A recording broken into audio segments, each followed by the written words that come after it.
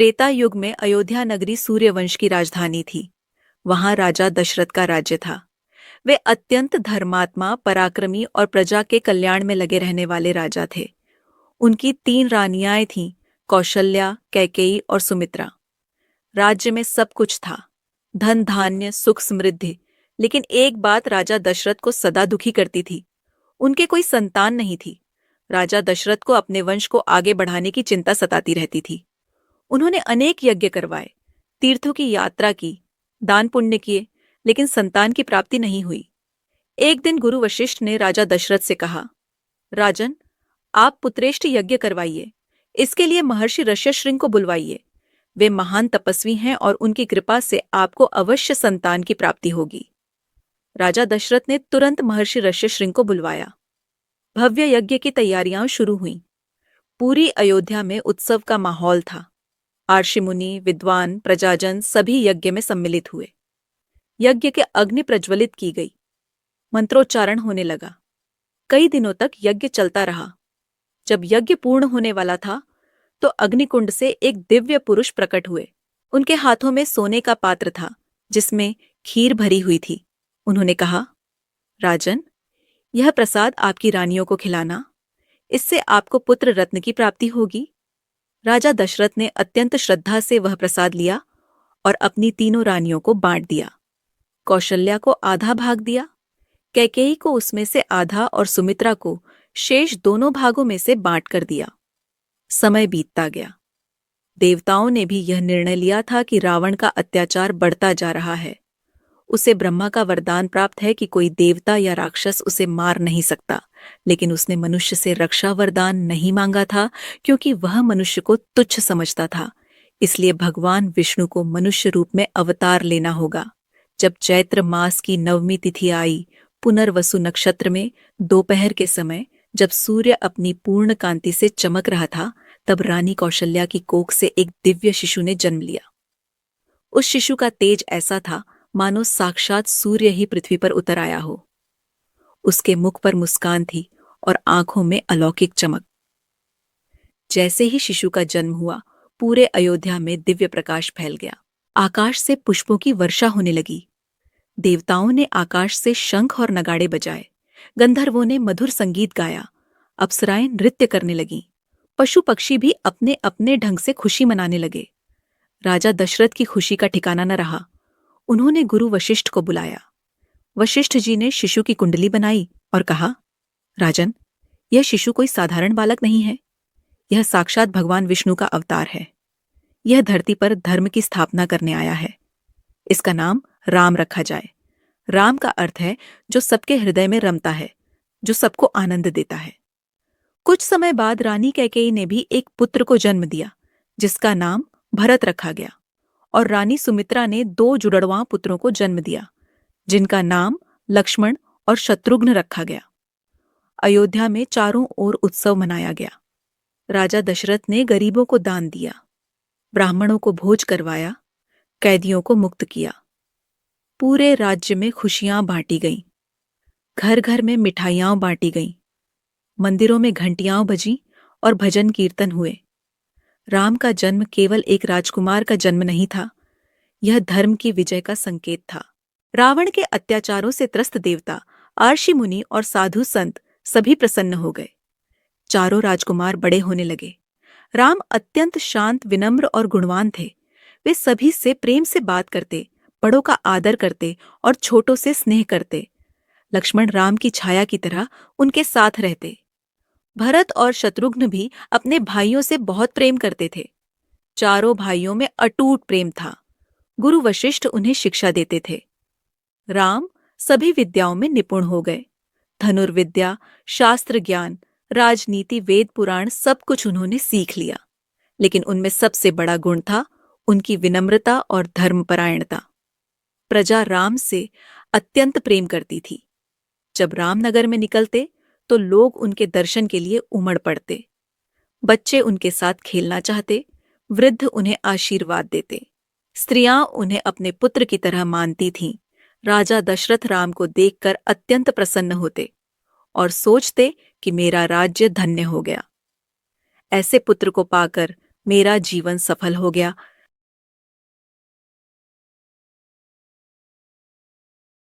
त्रेता युग की यह पावन कथा उस समय की है जब महर्षि विश्वामित्र राजकुमार राम और लक्ष्मण को अपने साथ सिद्धाश्रम ले जा रहे थे। रास्ते में एक सुनसान और निर्जन स्थान पर प्रभु राम की दृष्टि एक पत्थर की शिला पर पड़ ढी, जो धूल से ढकी हुई थी। वहां सन्नाटा पसरा था और कोई भी जीव जंतु वहां नहीं भटकता था। श्री राम के पूछने पर विश्वामित्र जी ने बताया कि यह पत्थर वास्तव में महर्षि गौतम की पत्नी माता अहिल्या हैं। एक श्राप के कारण वे युगों से पत्थर बनकर यहाँ पड्ढी हैं और केवल आपके चरणों की धूल से ही इनका उद्धार संभव है। जैसे ही मर्यादा पुरुषोत्तम राम ने बद्देही आदर और करुणा के साथ अपने चरणों की धूल उस शिला से स्पर्श कराई, वह पत्थर देखते ही देखते एक दिव्य और तेजोमय स्त्री के रूप में बदल गया। माता अहिल्या साक्षात प्रकट हुईं और प्रभु के चरणों में गिर पड़ी। उनकी आंखों से बहते आंसू प्रभु की दया का गुणगान कर रहे थे। श्री राम ने उन्हें माता के समान सम्मान दिया और उनके कष्टों का अंत किया। यह कथा हमें सिखाती है कि ईश्वर कितने दयालु हैं। वे केवल हमारे कर्मों का दंड नहीं देते, बल्कि सच्चे पश्चाताप और भक्ति पर हमें क्षमा कर मोक्ष की ओर ले जाते हैं। प्रभु राम की करुणा ही है जो जड़ी पत्थर में भी प्राण फूंक सकती है और भटके हुए मन को शांति दे सकती है।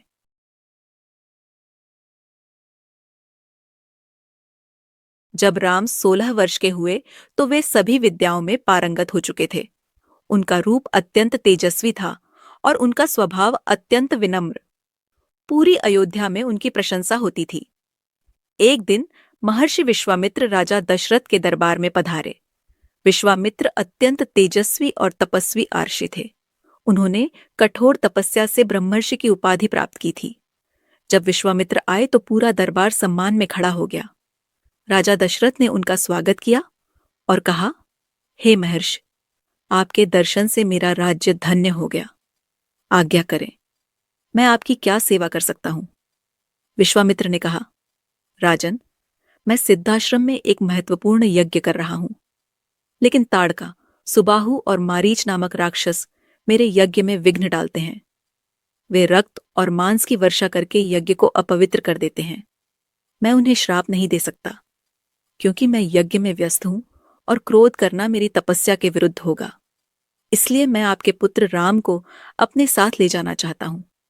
वे मेरे यज्ञ की रक्षा करेंगे।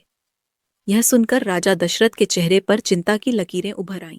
उन्होंने कहा, हे महर्षि, राम अभी बालक हैं। उन्होंने कभी युद्ध नहीं किया। ताड़का और अन्य राक्षस अत्यंत शक्तिशाली हैं। मैं स्वयं अपनी पूरी सेना के साथ चलता हूं और आपके यज्ञ की रक्षा करता हूं, लेकिन कृपया राम को न ले जाइए। विश्वामित्र का चेहरा कठोर हो गया। उन्होंने कहा, राजन, लगता है आप अपना वचन तोड़ना चाहते हैं। मुझे राम में ही विश्वास है। वे इस कार्य के लिए उपयुक्त हैं। गुरु वशिष्ठ ने राजा दशरथ से कहा, राजन, विश्वामित्र जी के वचनों का सम्मान करें। राम को उनके साथ भेजें। मैं विश्वास दिलाता हूं कि राम सुरक्षित रहेंगे। विश्वामित्र जी महान आर्षि हैं और राम को अनेक दिव्य अस्त्रों का ज्ञान भी देंगे। राजा दशरथ ने भारी मन से सहमति दे दी। उन्होंने राम और लक्ष्मण को बुलाया। दोनों भाई विश्वामित्र के चरणों में झुके। राम ने कहा, गुरुदेव, हम आपकी सेवा के लिए तत्पर हैं। विश्वामित्र राम और लक्ष्मण को लेकर चल पड़े। मार्ग में उन्होंने राम को बाला और अतिबला नामक 2 महान विद्याएं सिखाईं, जिससे राम को कभी थकान, भूख या प्यास नहीं लगेगी। जब वे सरयू नदी के तट पर पहुंचे तो विश्वामित्र ने कहा, राम, यहां से आगे ताड़का राक्षसी का वन है। वह अत्यंत भयंकर है और निर्दोष प्राणियों को मार देती है। तुम्हें उसका वध करना होगा। राम ने कहा, गुरुदेव, लेकिन वह स्त्री है। क्या स्त्री का वध करना उचित है? विश्वामित्र ने कहा, राम, जो निर्दोषों को मारता है, चाहे वह स्त्री हो या पुरुष, उसका वध करना धर्म है। ताड़का ने अपने कर्मों से स्त्रीत्व खो दिया है। उसे मारना तुम्हारा कर्तव्य है। राम ने धनुष की टंकार की। उस भयंकर आवाज से पूरा वन गूंज उठा। ताड़का क्रोध में आ गई और गर्जना करती हुई राम की ओर दौड़ी। वह विशालकाय थी, उसके दांत नुकीले थे और आंखों में क्रोध की लाली थी। उसने राम पर पत्थरों की वर्षा शुरू कर दी, लेकिन राम शांत थे। उन्होंने अपने बाणों से पत्थरों को काट दिया और फिर एक बाण से ताड़का का वध कर दिया। जैसे ही ताड़का का वध हुआ, पूरा वन शांत हो गया।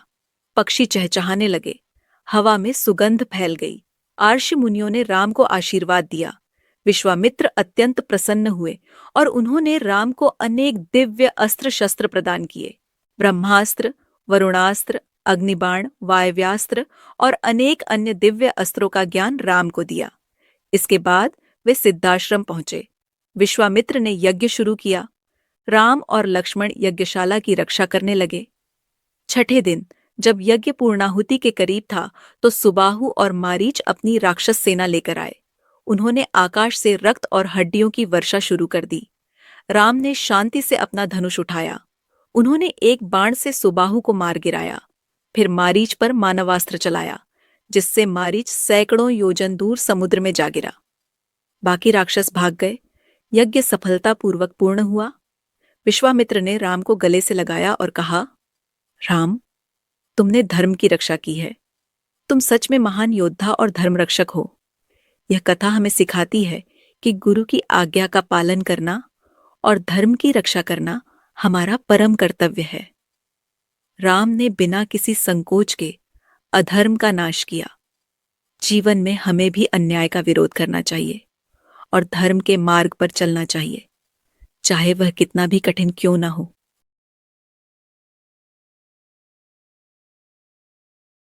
मिथिला नगरी में राजा जनक का राज्य था। वे अत्यंत धर्मात्मा और विद्वान राजा थे। उनकी पुत्री सीता किसी साधारण कन्या नहीं थी। कहा जाता है कि एक बार राजा जनक खेत में हल चला रहे थे, तभी भूमि से एक कन्या प्रकट हुई। राजा जनक ने उसे अपनी पुत्री मानकर पाला। सीता अत्यंत रूपवान, गुणवान और सुशील थीं। जब सीता विवाह योग्य हुई, तो राजा जनक चिंतित हो गए। उन्होंने सोचा कि ऐसी दिव्य कन्या के लिए योग्य वर कैसे मिलेगा। उनके पास भगवान शिव का एक विशाल धनुष था, जो अत्यंत भारी और दिव्य था। कोई भी साधारण मनुष्य उसे हिला भी नहीं सकता था। राजा जनक ने निर्णय लिया कि जो भी राजकुमार इस धनुष को उठाकर प्रत्यंचा चढ़ा देगा, उसी से सीता का विवाह होगा। राजा जनक ने पूरे भारतवर्ष में यह घोषणा करवाई। चारों दिशाओं से राजा, महाराजा, राजकुमार और योद्धा मिथिला पहुंचने लगे। सभी की इच्छा थी कि वे शिव धनुष को उठाकर सीता से विवाह करें, लेकिन कोई भी उस धनुष को हिला तक नहीं पाया। कुछ ने धनुष को छूने की कोशिश की, तो उनके हाथ दर्द से कांपने लगे। कुछ ने पूरी शक्ति लगाई, लेकिन धनुष जरा भी नहीं हिला। अनेक राजाओं ने प्रयास किया और असफल होकर लौट गए। जब राम और लक्ष्मण विश्वामित्र के साथ मिथिला पहुंचे, तो पूरी सभा में एक दिव्य तेज फैल गया। राजा जनक ने उनका स्वागत किया। सभा में विश्वामित्र ने कहा, राजन, ये राम अयोध्या के राजकुमार हैं। ये धनुष उठाने का प्रयास करना चाहते हैं। राजा जनक ने कहा, स्वागत है, लेकिन यह धनुष अत्यंत भारी है। अनेक महान योद्धा इसे उठा नहीं सके। राम ने विनम्रता से कहा, राजन, आपकी आज्ञा हो तो मैं प्रयास करूं। राजा जनक ने सहमति दी। राम ने धनुष के पास जाकर पहले उससे प्रणाम किया, फिर भगवान शिव का स्मरण किया। उन्होंने धनुष को उठाया और वह हल्का पंख की तरह उठ गया। सभी सभासद आश्चर्यचकित रह गए। राम ने धनुष पर प्रत्यंचा चढ़ानी शुरू की, और जैसे ही उन्होंने प्रत्यंचा खींची, धनुष टूट गया। इतनी जोर की आवाज हुई कि पूरी मिथिला गूंज उठी। लोगों को लगा कि कहीं भूकंप आ गया है। राजा जनक की आंखों में आनंद के आंसू आ गए। उन्होंने कहा, आज मेरी बेटी को योग्य वर मिल गया। राम ही मेरे दामाद बनेंगे। उन्होंने तुरंत अयोध्या संदेश भेजा। राजा दशरथ अपने पूरे परिवार और मंत्रियों के साथ मिथिला पहुंचे। राजा जनक ने अत्यंत भव्य विवाह का आयोजन किया। राम और सीता का विवाह हुआ। साथ ही लक्ष्मण का विवाह सीता की बहन उर्मिला से, भरत का विवाह मांडवी से और शत्रुघ्न का विवाह श्रुतकीर्ति से हुआ। पूरी मिथिला और अयोध्या में खुशियां मनाई गईं। जब राम और सीता का विवाह हो रहा था, तो देवताओं ने आकाश से पुष्प वर्षा की। गंधर्वों ने मधुर संगीत बजाया। ऐसा लग रहा था मानो पृथ्वी पर स्वर्ग उतर आया हो। अयोध्या में राम और सीता का भव्य स्वागत हुआ। सभी प्रजाजन खुशियां मनाने लगे। राम और सीता का जीवन प्रेम, धर्म और आदर्शों का प्रतीक बन गया।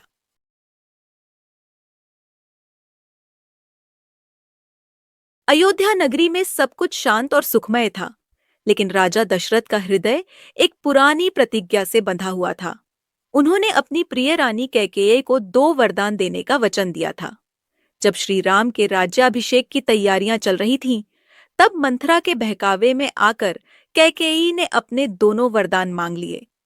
एक था भरत को राजगद्दी और दूसरा था राम के लिए 14 वर्ष का वनवास। अपने पिता के वचन को निभाने के लिए मर्यादा पुरुषोत्तम राम ने बिना किसी संकोच के वनवास जाना स्वीकार कर लिया। जब राजा दशरथ को पता चला कि उनके प्रिय राम वनवास जा रहे हैं, तो उनका हृदय विदीर्ण हो गया। वे राम को रोकने की बहुत कोशिश करते रहे, लेकिन प्रभु अपने वचन पर अटल रहे। पुत्र वियोग में राजा दशरथ का अन्न जल त्याग दिया और वे राम राम का नाम जपते हुए अपने प्राण त्याग दिए। यह अत्यंत दुखद प्रसंग हमें सिखाता है कि वचन की मर्यादा का पालन करना कितना महत्वपूर्ण है, चाहे उसकी कीमत कितनी भी बद्धी क्यों न हो। राजा दशरथ की मृत्यु प्रभु राम की पितृभक्ति और उनके धर्मपरायण स्वभाव का प्रमाण है। इस घटना ने अयोध्या को शोक में डुबो दिया, लेकिन इसने रामचरितमानस की नींव भी रखी।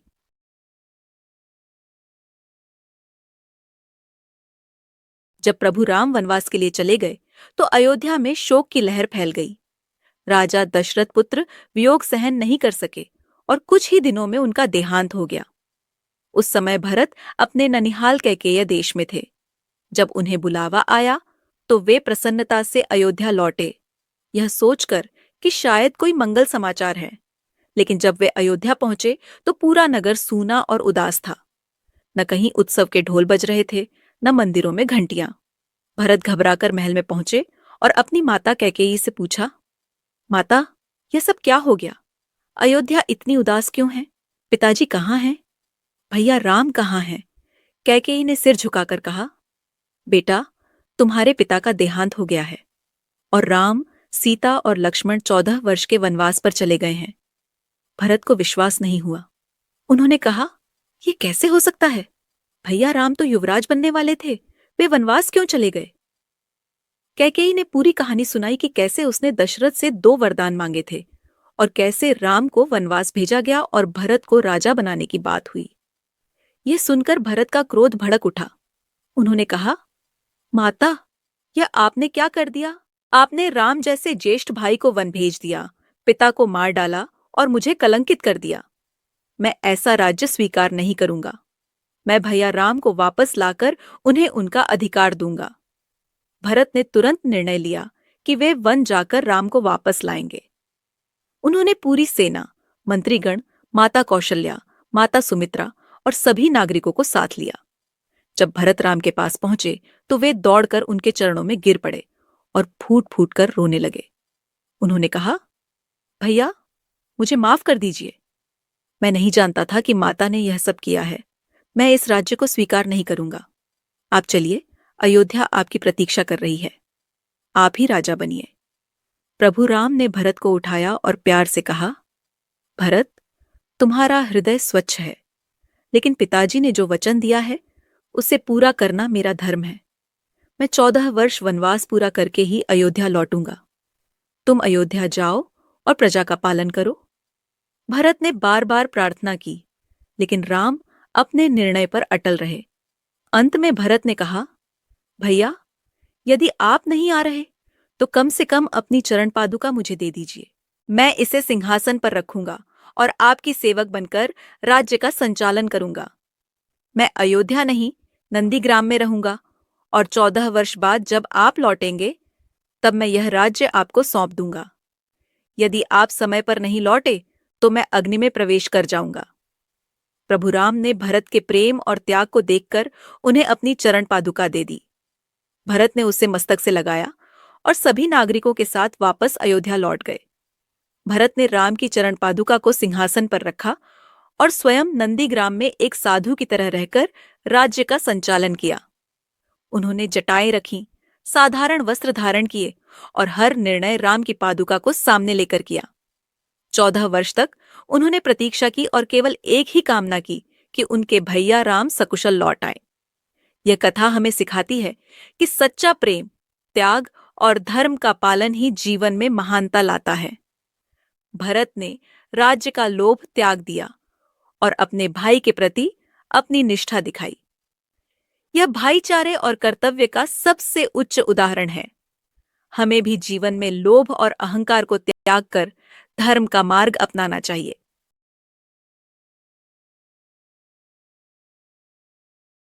जब राजा दशरथ की आज्ञा मानकर प्रभु राम, माता सीता और लक्ष्मण जी वनवास के लिए निकले, तो वे गंगा के तट पर पहुंचे। सामने कलकल बहती मां गंगा थी और उसे पार करने के लिए प्रभु ने केवट से नाव मांगी। लेकिन केवट कोई साधारण मल्लाह नहीं था, वह तो प्रभु का अनन्य भक्त था। केवट ने बद्दी ही चतुराई और प्रेम से भरी शर्त रख दी। उसने कहा कि हे प्रभु, मैंने सुना है कि आपके चरणों की धूल में कोई ऐसा जादू है जिसने पत्थर को स्त्री बना दिया। मेरी नाव तो लकद्दी की है, अगर यह नारी बन गई तो मैं अपने परिवार का पालन पोषण कैसे करूंगा। केवट ने जिद पकड़ दयेच ली कि जब तक वह प्रभु के चरणों को अपने हाथों से धो नहीं लेता, वह उन्हें नाव पर नहीं बिठाएगा। प्रभु राम केवट के इस भोले और निश्चल प्रेम को देखकर मुस्कुराने लगे। केवट ने एक कठौते में जल लिया और बद्दे ही प्रेम से प्रभु के चरण धोए और उस जल को चरणामृत के रूप में ग्रहण किया। फिर उसने बद्दे आनंद से प्रभु को गंगा पार कराई। जब माता सीता ने पार उतरने के बाद केवट को मजदूरी के रूप में अपनी अंगूठी देनी चाहिए, तो केवट ने हाथ जोड़ दहा लिए। उसने कहा कि प्रभु, एक ही जात के लोग एक दूसरे से मजदूरी नहीं लेते। मैं घाट पार कराता हूं और आप भवसागर पार कराते हैं। प्रभु राम केवट की बात सुनकर गदगद हो गए और उसे गले से लगा लिया। यह कथा सिखाती है कि भगवान को पाने के लिए धन या ज्ञान की नहीं, बल्कि केवट जैसे सरल और निस्वार्थ प्रेम की आवश्यकता होती है।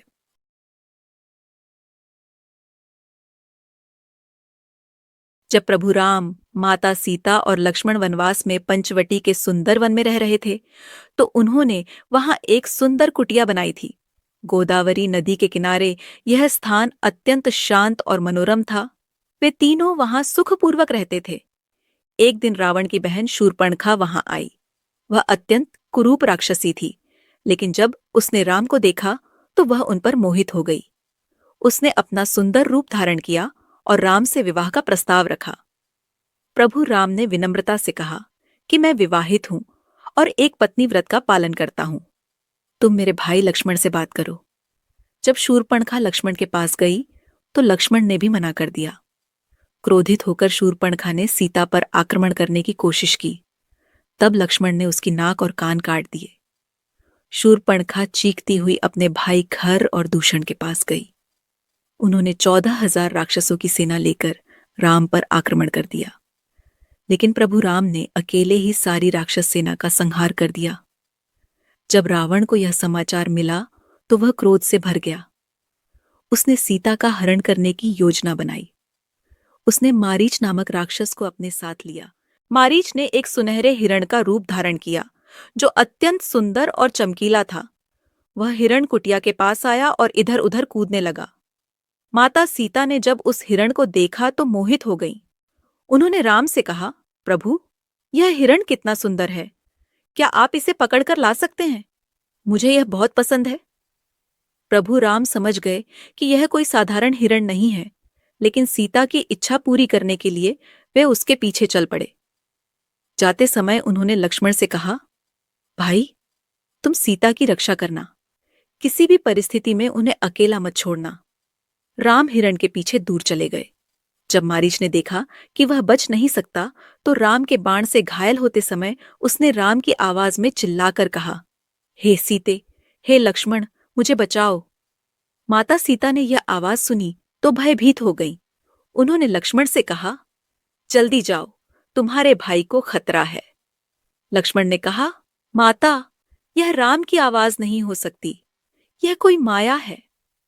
प्रभु राम को कोई हरा नहीं सकता। मैं आपको अकेला छोड़कर नहीं जा सकता। लेकिन माता, सीता ने आग्रह किया लक्ष्मण जानते थे कि उन्हें जाना नहीं चाहिए, लेकिन माता सीता की आज्ञा का पालन करना भी उनका कर्तव्य था। जाने से पहले लक्ष्मण ने कुटिया के चारों ओर एक रेखा खींची। यह कोई साधारण रेखा नहीं थी, यह उनकी शक्ति और संकल्प से बनी एक सुरक्षा रेखा थी। लक्ष्मण ने कहा, माता, मैं इस रेखा के भीतर आपकी पूरी सुरक्षा का वचन देता हूं। कोई भी बुरी शक्ति इस रेखा को पार नहीं कर सकती।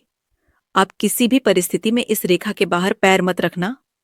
मैं जल्दी लौट आऊंगा। यह कहकर लक्ष्मण राम की खोज में चले गए। थोड़ी देर बाद एक वृद्ध सन्यासी कुटिया के सामने आए। वे कमजोर और थके हुए दिख रहे थे। उन्होंने माता सीता से भिक्षा मांगी। माता सीता ने कहा, हे ऋषिवर, आप प्रतीक्षा करें, मैं भिक्षा लेकर आती हूं। लेकिन सन्यासी ने कहा, माता, मैं अत्यंत वृद्ध और दुर्बल हूं। मैं इस रेखा के पार नहीं आ सकता। यदि आप धर्म का पालन करना चाहती हैं तो कृपया बाहर आकर मुझे भिक्षा दें। अतिथि सेवा और ब्राह्मण को भिक्षा देना सबसे बड़ा धर्म है। माता सीता दुविधा में पड़ गईं। उन्होंने सोचा कि लक्ष्मण ने रेखा के बाहर न जाने को कहा है, लेकिन यह वृद्ध सन्यासी भूखा है। अतिथि की सेवा करना भी तो धर्म है। अंततः माता सीता ने सोचा कि एक भूखे सन्यासी को भिक्षा देने में क्या हानि होगी। उन्होंने लक्ष्मण रेखा को पार किया। जैसे ही माता सीता रेखा के बाहर आईं, वह सन्यासी अपने असली रूप में आ गया। वह रावण था। उसने अपना भयानक रूप दिखाया और बलपूर्वक माता सीता को उठाकर अपने पुष्पक विमान में बिठा लिया। माता सीता ने चीख कर राम और लक्ष्मण को पुकारा, लेकिन वे दूर थे। रावण माता सीता को लेकर आकाश में उड़ने लगा। रावण माता सीता को लेकर लंका चला गया और उन्हें अशोक वाटिका में कैद कर दिया। जब राम और लक्ष्मण वापस आए तो कुटिया खाली मिली। उन्होंने पूरे वन में माता सीता को खोजा। मार्ग में उन्हें घायल जटायु मिला। अपनी अंतिम सांसों में जटायु ने राम को बताया कि रावण सीता को लेकर दक्षिण दिशा में गया है। प्रभु राम ने जटायु को गोद में लेकर उनका अंतिम संस्कार किया। वे अत्यंत दुखी हो गए। लक्ष्मण ने अपने आप को दोषी माना और कहा, भैया, मैंने आपकी आज्ञा का पालन नहीं किया। यह सब मेरी गलती है। लेकिन प्रभु राम ने कहा, नहीं लक्ष्मण, यह सब नियति का खेल है।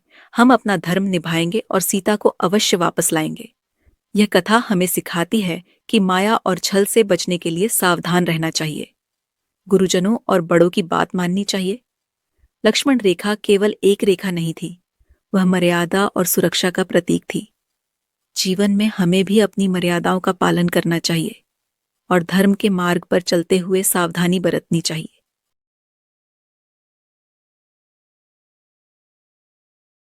जब रावण माता सीता को हर कर ले जा रहा था, तो माता सीता लगातार राम और लक्ष्मण को पुकार रही थीं। उनकी आवाज पूरे आकाश में गूंज रही थी, लेकिन राम और लक्ष्मण दूर थे और उन्हें सुनाई नहीं दे रहा था। रावण का पुष्पक विमान तेजी से आकाश में उड़ा जा रहा था। उसी समय पंचवटी के पास एक विशाल वृक्ष पर जटायु नामक एक वृद्ध गिद्ध रहता था। जटायु कोई साधारण पक्षी नहीं था। वह राजा दशरथ का पुराना मित्र था और अत्यंत धर्मात्मा और वीर था। उसकी आयु अनेक वर्षों की हो चुकी थी, लेकिन उसमें अब भी साहस और धर्म का तेज था। जटायु ने आकाश में उड़ते हुए पुष्पक विमान को देखा और माता सीता की पुकार सुनी। उसने ध्यान से देखा तो पाया कि एक राक्षस एक स्त्री को बलपूर्वक ले जा रहा है। जटायु तुरंत समझ गया कि यह अधर्म है। उसने सोचा, मैं वृद्ध हूं, मेरे पंख कमजोर हो चुके हैं, लेकिन यदि मैं इस समय चुप रहा तो मेरा जीवन व्यर्थ है। मुझे इस स्त्री की रक्षा करनी होगी। जटायु ने अपने पंख फैलाए और तेजी से रावण के विमान की ओर उड़ा। उसने गर्जना करते हुए कहा, रुक जा दुष्ट राक्षस, तू कौन है और इस स्त्री को बलपूर्वक कहाँ ले जा रहा है? रावण ने घमंड से कहा, मैं लंका का राजा रावण हूं। तू कौन होता है मुझे रोकने वाला? चला जा यहां से, नहीं तो मैं तुझे मार डालूंगा। जटायु ने कहा, मैं राजा दशरथ का मित्र जटायु हूं। यह स्त्री राम की पत्नी सीता है। तू इन्हें छोड़ दे, नहीं तो मुझसे युद्ध करना होगा। मैं वृद्ध हूं, लेकिन अधर्म को नहीं सहन कर सकता। रावण क्रोधित हो गया और बोला, तू एक बूढ़ा गिद्ध है और मुझसे युद्ध करने की बात कर रहा है। चल, हट जा यहां से। लेकिन जटायु नहीं हटा। उसने तेजी से रावण पर आक्रमण कर दिया। अपनी चोंच और पंजों से रावण के चेहरे और शरीर पर वार करने लगा। उसने रावण के मुकुट को गिरा दिया, उसके वस्त्रों को फाड़ दिया। जटायु ने पुष्पक विमान के घोड़ों को घायल कर दिया और रावण को विमान से नीचे गिरा दिया। माता सीता को थोड़ी आशा दिखी। उन्होंने जटायु को पुकारा, हे वीर पक्षी, तुम धन्य हो, तुम मेरी रक्षा कर रहे हो। रावण और जटायु के बीच भयंकर युद्ध होने लगा। जटायु वृद्ध था, लेकिन उसका साहस अपार था। वह बार बार रावण पर टूट पड़ता और उसे घायल करता। रावण ने अपनी तलवार निकाली और जटायु पर वार करने लगा। जटायु ने रावण के हाथों से धनुष छीन लिया और तोड़ दिया, लेकिन रावण बहुत शक्तिशाली था। उसने अपनी तलवार से जटायु के दोनों पंख काट दिए। जटायु चीख उठा और पृथ्वी पर गिर पड़ा। उसका शरीर लहूलुहान हो गया।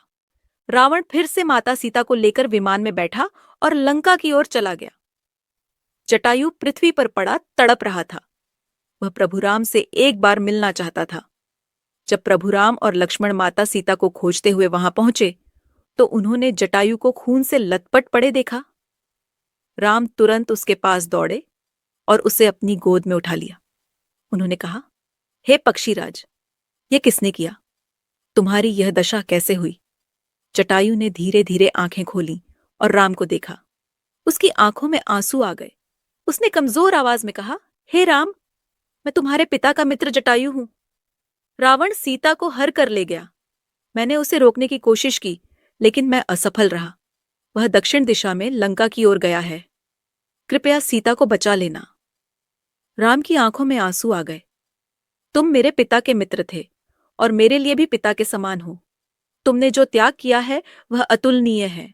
जटायु ने मुस्कुराते हुए कहा, राम, मेरा जीवन सफल हो गया। मुझे तुम्हारे दर्शन हो गए। अब मैं शांति से जा सकता हूं।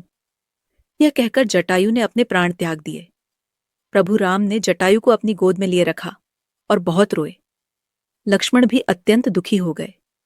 राम ने कहा, जटायु ने अपने प्राण देकर सीता की रक्षा करने की कोशिश की। ऐसे महान आत्मा को हम कभी नहीं भूल सकते। प्रभु राम ने स्वयं जटायु का अंतिम संस्कार किया। राम ने कहा, जटायु ने हमें सीता के हरण की दिशा बताई। अब हम जानते हैं कि रावण सीता को लंका ले गया है। हम दक्षिण दिशा में जाएंगे और सीता को अवश्य मुक्त कराएंगे। यह कथा हमें सिखाती है कि धर्म की रक्षा के लिए प्राण देना भी सबसे बड़ा त्याग है। जटायु वृद्ध था, उसके पास शक्ति नहीं थी, लेकिन उसमें साहस और धर्म का तेज था। उसने अधर्म के सामने घुटने नहीं टेके। हमें भी जीवन में अन्याय का विरोध करना चाहिए, चाहे हम कमजोर ही क्यों न हों। सच्ची वीरता धर्म के पक्ष में खड़े होने में है।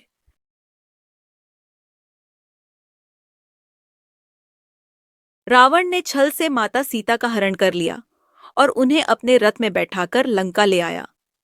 लंका का भवन सोने का बना हुआ था, पर माता सीता के लिए वह एक सुनहरे पिंजरे के समान था। रावण ने उन्हें अशोक वाटिका में रखा। वह वाटिका बहुत सुंदर थी। हर तरफ फूल खिले थे, सुनहरे पक्षी गा रहे थे और सुगंधित हवा बह रही थी। पर माता सीता का मन आकुल था। वह एक वट वृक्ष के नीचे बैठ गईं। उनके चारों ओर राक्षसी पहरा दे रही थी। रावण ने उनके पास आकर बहुत से प्रलोभन दिए। उसने कहा, हे देवी, तुम मेरी रानी बन जाओ, तुम्हें संसार भर का सुख मिलेगा। पर माता सीता ने उसकी ओर देखा भी नहीं। उन्होंने एक तिनका उठाकर अपने और रावण के बीच में रख दिया और कहा, हे दुष्ट, तू मेरे पति श्री राम से डर। मेरे लिए यह घास का तिनका भी तेरे सारे सुखों से बड़ा है। यह सुनकर रावण क्रोधित हो गया। उसने माता सीता को डराने के लिए कहा, अगर तुमने 2 महीने में मेरी बात नहीं मानी तो मैं तुम्हें मार डालूंगा। और वह वहां से चला गया। माता सीता अकेली रह गई।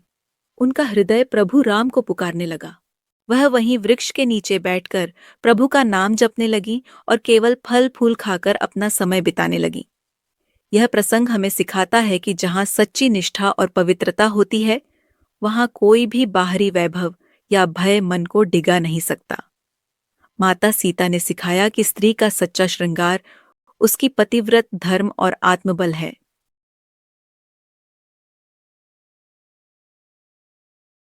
दंडकारण्य के घने वनों में एक आश्रम था, जहां मतंग आशी रहते थे।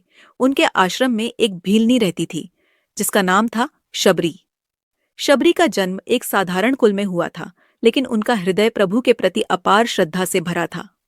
बचपन से ही वे संसार के बंधनों से मुक्त होकर केवल ईश्वर की खोज में लगी रहीं। जब मतंग आर्षि ने उनकी सच्ची भक्ति देखी, तो उन्हें अपने आश्रम में रहने की अनुमति दे दी। शबरी दिन रात अर्षि की सेवा करती, आश्रम को स्वच्छ रखती और भगवान का नाम जपती। समय बीतता गया और एक दिन मतंग ऋषि ने शबरी को बुलाया। उन्होंने कहा, बेटी, अब मेरे जाने का समय आ गया है, लेकिन तुम्हारे लिए एक शुभ समाचार है। एक दिन स्वयं भगवान राम इस आश्रम में आएंगे, तुम्हारी प्रतीक्षा पूरी होगी। यह सुनकर शबरी का हृदय आनंद से भर गया। ऋषि के जाने के बाद शबरी ने पूरी तरह से अपना जीवन प्रभु की प्रतीक्षा में समर्पित कर दिया। वे हर सुबह उठकर आश्रम के मार्गों को साफ करती, फूल बिछाती और वन से मीठे बेर चुनकर लाती। हर बेर को वे स्वयं छककर देखती कि वह मीठा है या नहीं, क्योंकि उन्हें अपने प्रभु को केवल सबसे अच्छे बेर ही अर्पित करने थे। दिन, महीने और वर्ष बीतते गए, लेकिन शबरी की आस्था कभी कम नहीं हुई। वे हर रोज मार्ग की ओर देखती और कहती, आज शायद मेरे प्रभु आएंगे। एक दिन जब प्रभु राम और लक्ष्मण माता सीता की खोज में दंडकारण्य के वनों में भटक रहे थे, उन्हें मतंग ऋषि के आश्रम का मार्ग मिला। जब वे आश्रम के पास पहुंचे, तो शबरी ने देखा कि दो दिव्य युवक उनकी ओर आ रहे हैं। उनके चेहरे पर अलौकिक तेज था और उनकी आंखों में करुणा भरी हुई थी। शबरी ने तुरंत पहचान लिया कि ये मेरे प्रभु राम हैं। उनकी आंखों से अश्रुधारा बह निकली। वे दौड़कर प्रभु के चरणों में गिर पड़ी और बोली, प्रभु, आप आ गए। मैं कितने वर्षों से आपकी प्रतीक्षा कर रही थी। आज मेरा जीवन सफल हो गया।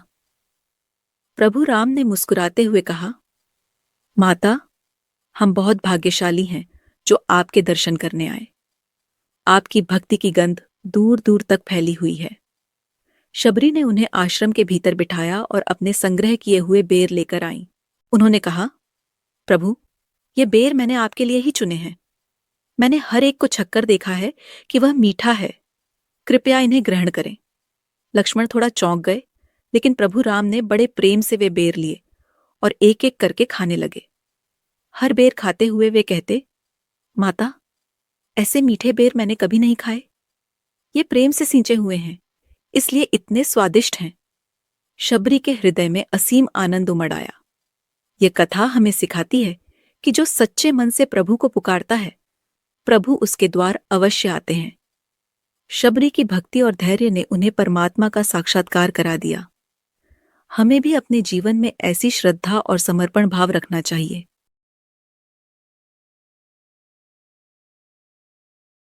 जब माता सीता का हरण हो गया, तो प्रभु राम और लक्ष्मण उन्हें खोजते हुए दक्षिण की ओर चल पड़े। वे घने वनों, पर्वतों और नदियों को पार करते हुए आगे बढ़ते रहे। मार्ग में उन्हें कबंध नामक राक्षस मिला, जिसका उद्धार करके उन्होंने ऋष्यमूक पर्वत का मार्ग जाना। ऋष्यमूक पर्वत पर वानरराज सुग्रीव अपने कुछ साथियों के साथ रहते थे। उनके बड़े भाई बाली ने उन्हें राज्य से निकाल दिया था और उन्हें मारने की धमकी दी थी। इसलिए सुग्रीव भयभीत होकर इस पर्वत पर छिपे रहते थे, क्योंकि बाली को श्राप था कि वह इस पर्वत पर नहीं आ सकता। एक दिन सुग्रीव ने पर्वत से नीचे देखा तो दो दिव्य युवकों को आते हुए देखा। वे धनुष बाण लिए हुए थे और उनके तेज से ऐसा लग रहा था मानो साक्षात देवता पृथ्वी पर उतरे हों। सुग्रीव घबरा गए। उन्हें लगा कि कहीं बाली ने इन योद्धाओं को उन्हें मारने के लिए तो नहीं भेजा। उन्होंने तुरंत अपने परम विश्वासी मित्र हनुमान को बुलाया। हनुमान पवन पुत्र थे, अत्यंत बुद्धिमान, बलवान और राम भक्ति के लिए ही जन्मे थे। सुग्रीव ने कहा, हनुमान, नीचे दो अपरिचित योद्धा आ रहे हैं। मुझे नहीं पता कि वे मित्र हैं या शत्रु। तुम जाकर उनसे मिलो और पता लगाओ कि वे यहां क्यों आए हैं। यदि वे शत्रु हैं तो हमें सावधान रहना होगा। हनुमान ने कहा, प्रभु, आप निश्चिंत रहें, मैं अभी जाकर इनका परिचय लेता हूं। हनुमान ने ब्राह्मण का वेश धारण किया और पर्वत से नीचे उतरे। वे राम और लक्ष्मण के पास पहुंचे और अत्यंत विनम्रता से बोले, हे महान योद्धाओं, मैं आपका स्वागत करता हूँ। आप दोनों देवताओं के समान प्रतीत होते हैं। कृपया बताइए कि आप कौन हैं और इस निर्जन वन में किस उद्देश्य से आए हैं। आपके दर्शन मात्र से ही मन को शांति मिल रही है। लक्ष्मण ने हनुमान की मधुर वाणी सुनी तो मुस्कुरा दिए। उन्होंने राम की ओर देखा और कहा, भैया, इनकी वाणी कितनी सुंदर और शिष्ट है। ऐसे ज्ञानी और गुणवान व्यक्ति से मिलना सौभाग्य की बात है। प्रभु राम ने भी हनुमान को ध्यान से देखा। वे समझ गए कि यह कोई साधारण व्यक्ति नहीं है। उन्होंने कहा, हे विद्वान ब्राह्मण, हम अयोध्या के राजकुमार हैं। मेरा नाम राम है और ये मेरे छोटे भाई लक्ष्मण हैं। हम अपनी पत्नी सीता को खोज रहे हैं, जिनका हरण एक राक्षस ने कर लिया है। हम दक्षिण दिशा में उनकी खोज करते हुए यहां तक आए हैं। हनुमान के हृदय में एक अलौकिक अनुभूति हुई। उन्होंने सोचा, ये तो वही प्रभु राम हैं जिनकी कथा मैंने सुनी है। ये साक्षात भगवान विष्णु के अवतार हैं। हनुमान तुरंत अपने असली रूप में आ गए और प्रभु राम के चरणों में गिर पड़े। उन्होंने कहा, प्रभु, मैं आपका दास हनुमान हूं। मैं पवन पुत्र हूं और वानरराज सुग्रीव का सेवक हूं। आपके दर्शन से मेरा जीवन धन्य हो गया। मैं आपकी सेवा में सदा तत्पर रहूंगा। प्रभु राम ने हनुमान को उठाया और गले से लगा लिया। उन्होंने कहा, हनुमान, मैं तुम्हारी भक्ति और सेवा भाव से अत्यंत प्रसन्न हूं। आज से तुम हमारे साथी हो। हम एक साथ मिलकर सीता को खोजेंगे और धर्म की स्थापना करेंगे। हनुमान ने कहा, प्रभु, मेरे स्वामी सुग्रीव भी आपसे मिलना चाहेंगे। वे अपने भाई बाली से पीड़ित हैं और आपकी शरण में आना चाहते हैं। कृपया आप उनसे मिलें। प्रभु राम ने कहा, अवश्य, हम सुग्रीव से मिलेंगे और उनकी सहायता करेंगे। हनुमान ने प्रभु राम और लक्ष्मण को अपनी पीठ पर बिठाया और ऋष्यमूक पर्वत पर ले गए। जब सुग्रीव ने प्रभु राम को देखा तो उनका हृदय भी श्रद्धा से भर गया। प्रभु राम ने सुग्रीव को वचन दिया कि वे बाली का वध करके उन्हें उनका राज्य वापस दिलाएंगे। सुग्रीव ने वचन दिया कि वे अपनी पूरी वानर सेना के साथ सीता की खोज में सहायता करेंगे। हनुमान ने प्रभु राम के चरणों में अपना शीश रखा और कहा, प्रभु, आज से मेरा जीवन केवल आपकी सेवा के लिए है। यह मिलन हनुमान और प्रभु राम की अटूट भक्ति और मित्रता की शुरुआत थी। हनुमान ने अपने पूरे जीवन में प्रभु राम की सेवा की और राम कथा में सबसे महान भक्त बन गए। यह कथा हमें सिखाती है कि जब हम सच्चे मन से प्रभु की शरण में जाते हैं तो वे हमें अपना लेते हैं। सच्ची मित्रता, विश्वास और सेवा भाव से ही जीवन में सफलता मिलती है।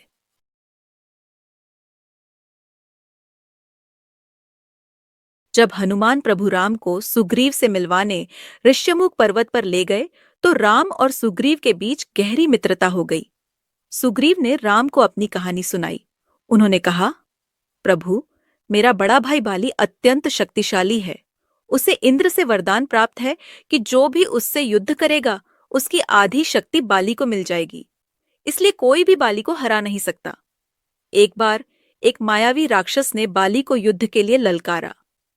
बाली उसके पीछे एक गुफा में चला गया और मुझसे कहा कि मैं बाहर प्रतीक्षा करूं। कई महीने बीत गए। एक दिन गुफा से खून की धारा बही और भयंकर चीखें सुनाई दी। मुझे लगा कि बाली मारा गया है। मैंने गुफा का द्वार एक बड़ी चट्टान से बंद कर दिया ताकि वह राक्षस बाहर न आ पाए और किष्किंधा लौट आया। वहां मंत्रियों ने मुझे राजा बना दिया। लेकिन कुछ समय बाद बाली लौट आया। उसने सोचा कि मैंने उसे मारने के लिए गुफा बंद की थी। उसने क्रोध में आकर मुझे मारने की कोशिश की। मैं अपनी जान बचाकर इस पर्वत पर भाग आया। बाली को श्राप है कि वह इस पर्वत पर नहीं आ सकता। उसने मेरी पत्नी रूमा को भी बंदी बना लिया है। राम ने कहा, सुग्रीव, तुम्हें न्याय मिलना चाहिए। मैं बाली का वध करूंगा और तुम्हें तुम्हारा राज्य वापस दिलाऊंगा। लेकिन सुग्रीव को संदेह था। उन्होंने कहा, प्रभु, बाली अत्यंत शक्तिशाली है। उसने एक बार 7 ताड़ के वृक्षों को एक ही बाण से बेध दिया था। क्या आप ऐसा कर सकते हैं? राम मुस्कुराए। उन्होंने एक बाण चलाया जो न केवल 7 ताड़ के वृक्षों को बेध गया बल्कि पाताल तक चला गया और वापस आकर राम के तरकश में आ गया। सुग्रीव का संदेह दूर हो गया। योजना बनाई गई कि सुग्रीव बाली को युद्ध के लिए ललकारेंगे। जब दोनों युद्ध करेंगे तो राम छिपकर बाली पर बाण चलाएंगे। सुग्रीव ने किष्किंधा जाकर बाली को युद्ध के लिए ललकारा। बाली क्रोधित होकर बाहर आया। दोनों भाइयों में भयंकर युद्ध शुरू हो गया। वे एक दूसरे पर मुक्कों और लातों की बौछार करने लगे। लेकिन राम को समस्या आ गई। दोनों भाई एक जैसे दिख रहे थे। राम समझ नहीं पा रहे थे कि बाली कौन है और सुग्रीव कौन। वे बाण नहीं चला सके। बाली ने सुग्रीव को बुरी तरह पीटा और सुग्रीव घायल होकर वापस ऋष्यमुख पर्वत पर भाग आए। उन्होंने राम से कहा, प्रभु, आपने मेरी सहायता क्यों नहीं की? राम ने कहा, सुग्रीव, तुम दोनों एक जैसे दिख रहे थे। मैं गलती से तुम पर बाण नहीं चला सकता था। इस बार तुम अपने गले में कोई माला पहन लो, जिससे मैं तुम्हें पहचान सकूं। सुग्रीव ने एक फूलों की माला पहनी और फिर से बाली को ललकारने गए। इस बार फिर भयंकर युद्ध हुआ। राम एक वृक्ष के पीछे छिपे थे। उन्होंने सुग्रीव को माला से पहचाना और बाली पर बाण चलाया। बाण बाली के हृदय में लगा। वह घायल होकर पृथ्वी पर गिर पड़ा। बाली को बहुत आश्चर्य हुआ। उसने चारों ओर देखा और राम को वृक्ष के पीछे से निकलते देखा। बाली ने कहा, हे राम, आपने यह अधर्म क्यों किया? मैंने आपका क्या बिगाड़ा था? आप छिपकर किसी पर बाण क्यों चलाते हैं? यह तो कायरता है। राम शांति से बाली के पास आए और कहा, बाली, तुमने अधर्म किया है। तुमने अपने छोटे भाई को बिना सुने उसे राज्य से निकाल दिया। तुमने उसकी पत्नी को बंदी बना लिया। भाई की पत्नी माता के समान होती है। तुमने यह पाप किया। मैं राजकुल से हूं और राजा का कर्तव्य है कि वह अधर्मियों को दंड दे। बाली को अपनी गलती का एहसास हुआ। उसने कहा, प्रभु, आप सही कह रहे हैं। मैंने क्रोध में आकर अधर्म किया। कृपया मुझे क्षमा करें। मेरा एक पुत्र अंगद है। कृपया उसकी देखभाल करें और सुग्रीव को राजा बनाएं। राम ने कहा, बाली, तुम्हारी आत्मा को शांति मिलेगी। अंगद का ध्यान रखा जाएगा। बाली ने अपने प्राण त्याग दिए। सुग्रीव ने अपने भाई का अंतिम संस्कार किया और किष्किंधा के राजा बने। अंगद को युवराज बनाया गया। सुग्रीव ने वचन दिया कि वे अवश्य राम की सहायता करेंगे। यह कथा हमें सिखाती है कि अधर्म का अंत निश्चित है। बाली शक्तिशाली था, लेकिन उसने अपने भाई के साथ अन्याय किया। राम ने न्याय की स्थापना की। हमें भी जीवन में धर्म का पालन करना चाहिए और अपने संबंधों में प्रेम और सम्मान रखना चाहिए। क्रोध और अहंकार हमें पतन की ओर ले जाते हैं।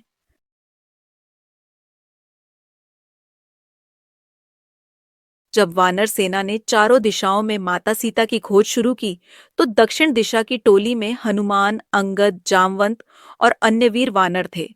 वे समुद्र तट तक पहुंच गए, लेकिन माता सीता का कोई पता नहीं चला। सभी निराश होकर बैठ गए। तभी संपाति नामक एक वृद्ध गिद्ध ने उन्हें बताया कि सीता लंका में अशोक वाटिका में रावण की कैद में है। लेकिन समुद्र पार करना एक बड़ी चुनौती थी।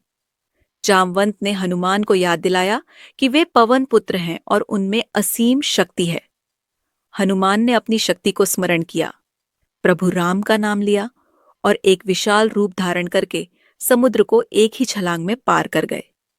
जब हनुमान लंका में पहुंचे तो रात का समय था। सोने की लंका चमक रही थी। राक्षसों के महल भव्य थे, लेकिन हनुमान का लक्ष्य केवल माता सीता को खोजना था। उन्होंने छोटा रूप धारण किया और पूरी लंका में खोज शुरू की। उन्होंने रावण के महल, रनिवास और हर कोने को देखा, लेकिन माता सीता कहीं नहीं मिली। आखिरकार हनुमान अशोक वाटिका में पहुंचे। वहां अशोक के वृक्षों के बीच एक छोटे से मंदिर के पास उन्हें एक दुबली पतली स्त्री दिखाई दी, जो सफेद वस्त्र पहने हुई थी। उनका चेहरा मलिन था, लेकिन उनकी आभा दिव्य थी। चारों ओर राक्षसियां पहरा दे रही थीं। हनुमान समझ गए कि ये माता सीता हैं। हनुमान एक वृक्ष की शाखा पर बैठ गए और सोचने लगे कि माता सीता से कैसे बात करें। यदि मैं अपना बड़ा रूप दिखाऊं तो वे डर जाएंगी। यदि मैं राक्षसों जैसा दिखूं तो वे और भयभीत हो जाएंगी। हनुमान ने प्रभु राम का ध्यान किया और धीरे धीरे राम नाम का जाप करना शुरू किया। जय सीताराम, जय सीताराम। माता सीता ने यह मधुर ध्वनि सुनी तो चौंक गई। उन्होंने चारों ओर देखा। हनुमान ने एक छोटे बंदर का रूप धारण किया और वृक्ष से उतरकर माता सीता के सामने आ गए। उन्होंने हाथ जोड़कर कहा, माता, मैं प्रभु राम का दास हनुमान हूं। मैं आपको खोजने आया हूं। माता सीता पहले तो डर गईं, फिर उन्होंने सावधानी से पूछा, तुम कौन हो? तुम्हें कैसे विश्वास करूं कि तुम राम के दूत हो? रावण ने अनेक बार मुझे छलने की कोशिश की है। हनुमान ने विनम्रता से कहा, माता, मैं आपको प्रमाण दूंगा। उन्होंने प्रभु राम की अंगूठी निकाली और माता सीता को दिखाई। यह वही अंगूठी थी जिस पर राम का नाम अंकित था।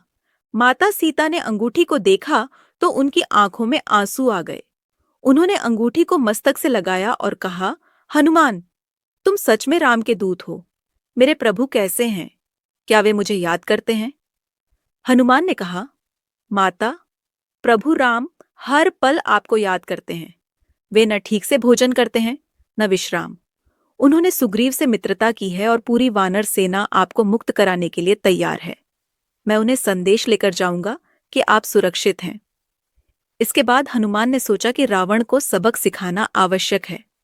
उन्होंने अशोक वाटिका में तोड़फोड़ शुरू कर दी, वृक्षों को उखाड़ा और राक्षसों को ललकारा। रावण के पुत्र अक्षय कुमार सहित कई योद्धा हनुमान से युद्ध करने आए, लेकिन हनुमान ने सबको पराजित कर दिया। अंत में इंद्रजीत ने ब्रह्मास्त्र का प्रयोग किया और हनुमान को बांध दिया। हनुमान चाहते तो उस बंधन को तोड़ सकते थे, लेकिन उन्होंने सोचा कि रावण से मिलना भी आवश्यक है। जब हनुमान को रावण के दरबार में लाया गया तो रावण ने पूछा, तुम कौन हो और तुमने मेरी लंका में इतना विनाश क्यों किया? हनुमान ने गर्व से कहा, मैं प्रभु राम का दास हनुमान हूं।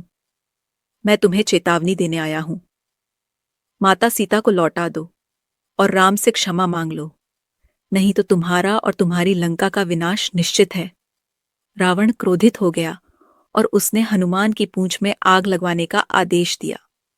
राक्षसियों ने हनुमान की पूंछ में कपड़े लपेटे और आग लगा दी, लेकिन हनुमान ने अपनी पूंछ को और लंबा कर लिया। जब पूरी लंका में कपड़े खत्म हो गए, तब हनुमान ने अपने बंधन तोड़े और अपनी जलती हुई पूंछ से पूरी लंका में आग लगा दी। केवल अशोक वाटिका और विभीषण का महल बचाया। इसके बाद हनुमान समुद्र में छलांग लगाकर अपनी पूंछ की आग बुझाई और वापस राम के पास लौट आए। उन्होंने प्रभु राम को माता सीता की चूड़ामणि दी और पूरा वृत्तांत सुनाया। प्रभु राम की आंखों में आंसू आ गए। उन्होंने हनुमान को गले से लगाया और कहा, हनुमान, तुमने असंभव कार्य कर दिखाया। तुम मेरे सबसे प्रिय भक्त हो। यह कथा हमें सिखाती है कि सच्ची भक्ति, साहस और बुद्धिमत्ता से हर कठिन कार्य संभव है। हनुमान ने अपने प्रभु के प्रति पूर्ण समर्पण दिखाया और धर्म की विजय का मार्ग प्रशस्त किया।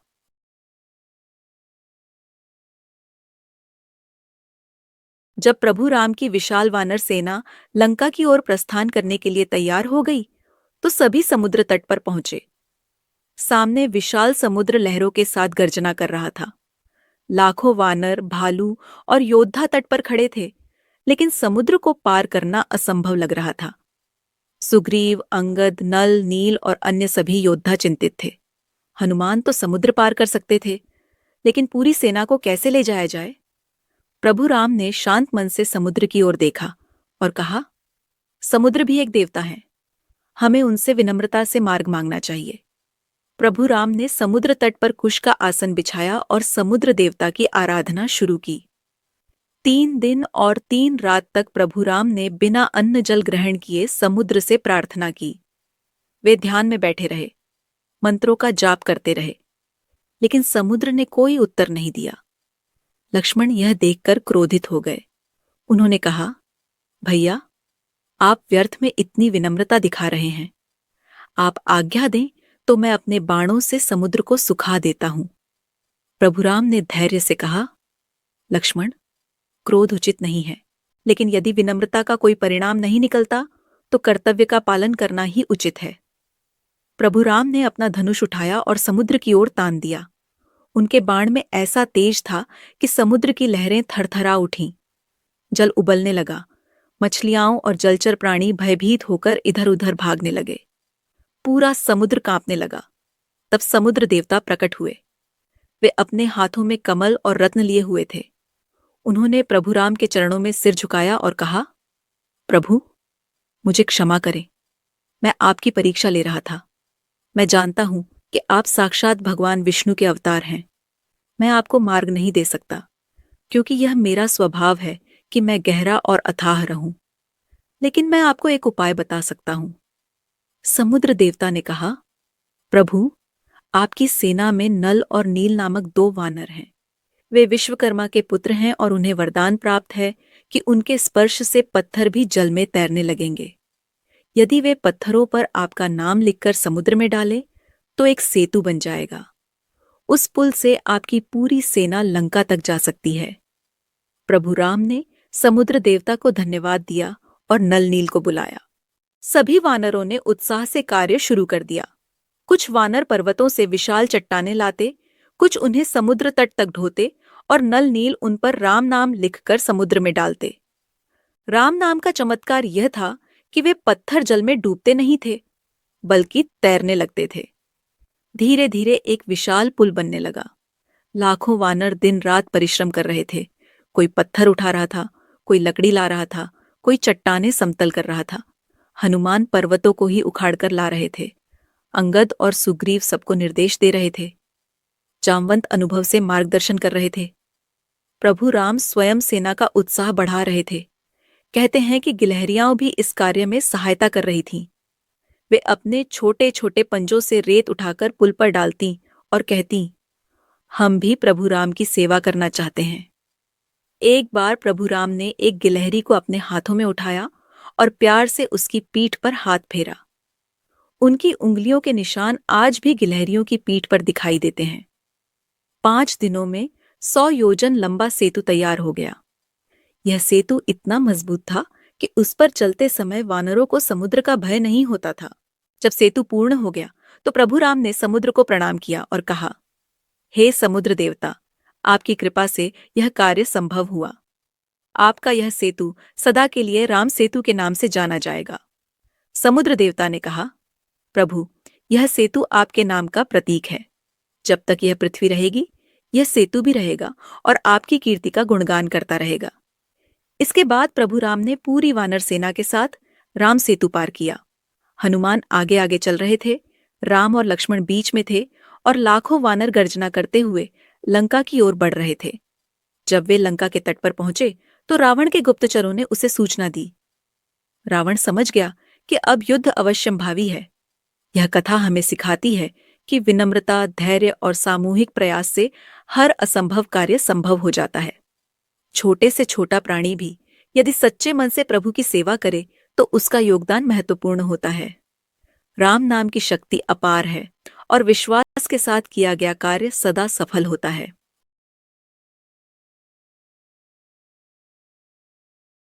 जब वानर सेना समुद्र तट पर पहुंची और राम सेतु का निर्माण पूर्ण हो गया, तो प्रभु राम ने निर्णय लिया कि युद्ध से पहले रावण को एक अवसर दिया जाना चाहिए।